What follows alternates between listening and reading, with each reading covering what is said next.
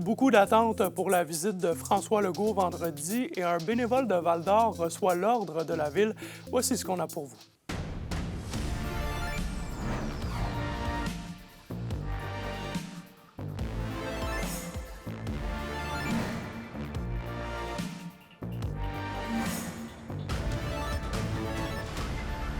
Bonsoir tout le monde, ici André Audet. Merci d'être avec nous.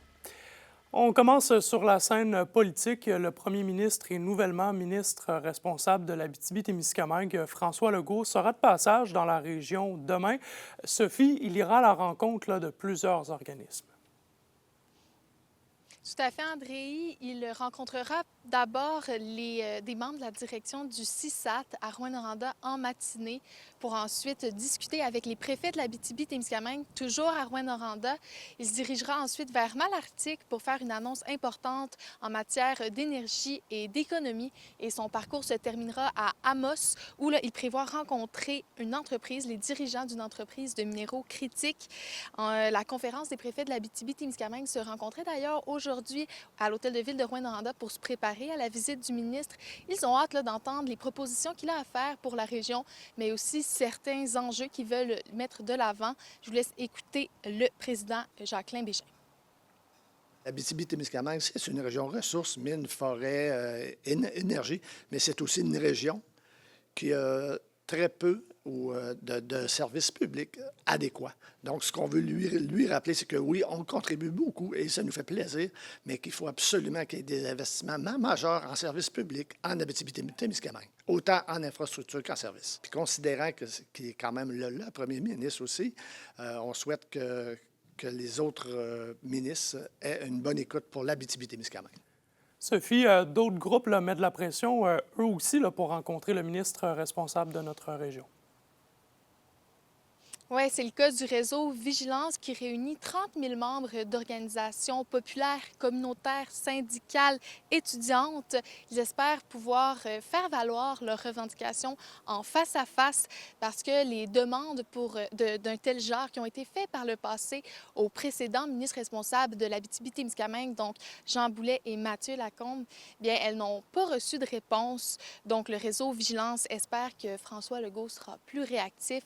On écoute les deux co-porte-parole.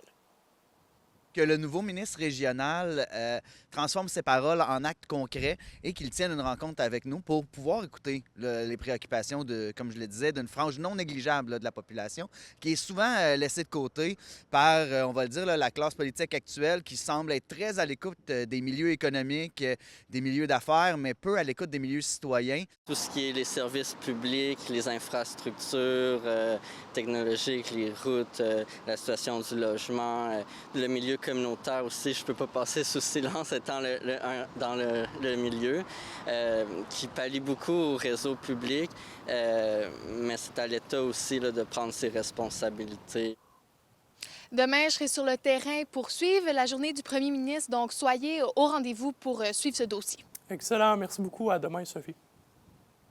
Denis Bélanger, un bénévole d'exception, a reçu l'ordre de Val-d'Or 2025 hier soir.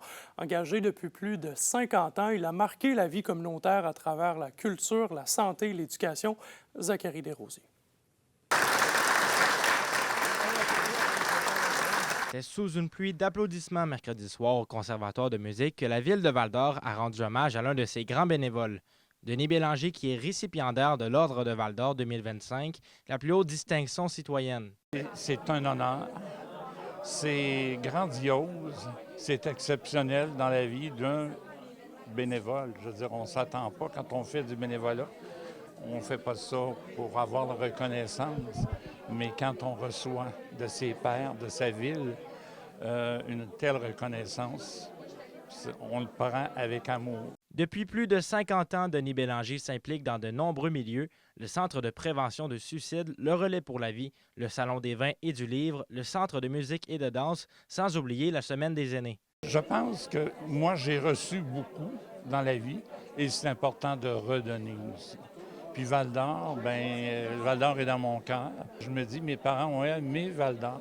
Mais maintenant, c'est moi qui aime Val-d'Or et qui redonne dans différents organismes, associations, mouvements. Denis Bélanger a dû garder la nouvelle secrète pendant plusieurs semaines.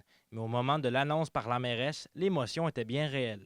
Quand Mme Brindamour m'a annoncé la nouvelle le 2 juillet, j'ai eu le souffle coupé pendant quelques minutes. Assez qu'elle m'a demandé, Mme Laverdière était là, en disant « Est-ce que tu l'acceptes, le prix? » Et là, j'ai dit « Oui ». Denis Bélanger devient ainsi le 12e récipiendaire de l'Ordre de Val-d'Or, après Daniel Burke et Jean-Yves Poitras, honorés en 2024. Ce dernier est malheureusement décédé plus tôt cette année. Zachary Desrosiers, RNC Nouvelles, Val-d'Or. Mieux informer les décideurs locaux des sources d'eau souterraines près de potentiels développements miniers, eh bien, c'est ce que vise la Société régionale de l'eau souterraine grâce à la cartographie. Roxane Caillouette nous démystifie le tout. La Société de l'eau souterraine de l'Abitibi-Témiscamingue a mis sur pied un système de captage des eaux à l'aide de cartes. Les MRC de la région pourront profiter de ce nouvel outil pour savoir si un développement minier est près d'une source d'eau sous terre. En fait, c'est qu'il y a plusieurs données qui ont été recueillies et quand on fait la compilation de ces données-là, la superposition des cartes où sont les aires de captage en alimentation en eau potable et les titres miniers actifs, quand on fait la superposition, on s'aperçoit qu'il y a une réalité qui est un petit peu préoccupante. Le CESAT estime que le secteur minier est incompatible avec la longévité des prélèvements d'eau souterraine, alors que 70 000 personnes dépendent de ce système. Il y a un paquet d'usages qui se sont accumulés sur ces territoires-là au fil du temps, puis qui ne sont pas toujours compatibles avec la pérennité du captage. Et puis, donc, ce matin, on sort beaucoup sur le sujet minier, mais on a eu des interventions dans le passé aussi au niveau forestier. Le directeur général du CESAT, Olivier Pitre,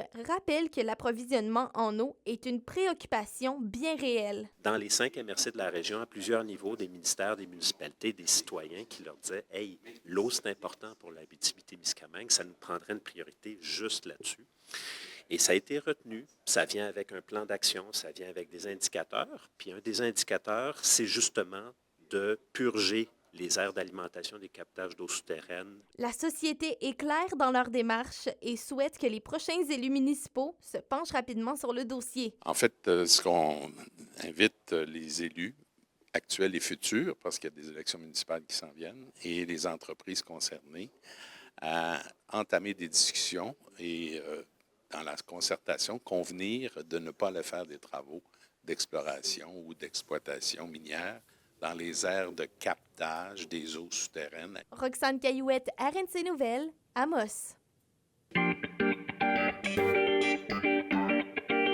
Au culturel, ce samedi aura lieu la grande journée de réflexion du mouvement Grande mobilisation pour les arts au Québec pour penser à un filet social pour les artistes. Cette journée vise à instruire pour développer une pensée critique.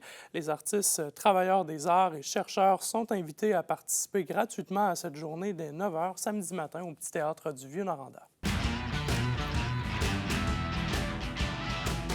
Au sport, les Huskies de Rouyn-Noranda ont annoncé leur capitaine ainsi que les assistants pour cette saison. C'est le défenseur de 20 ans, Axel Dufresne, qui portera le C au cours de la prochaine campagne. Il succède à Alex Carr, qui occupait le rôle l'an dernier.